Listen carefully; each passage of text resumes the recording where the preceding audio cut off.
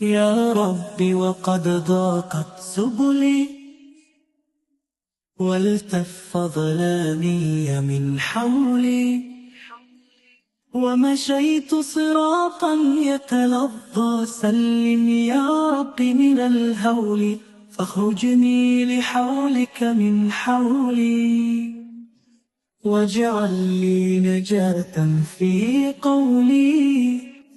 صل على الهادي به البشرى، تعبر كالريح إلى الظلل. صل على الهادي به البشرى، تعبر كالريح إلى الظلل.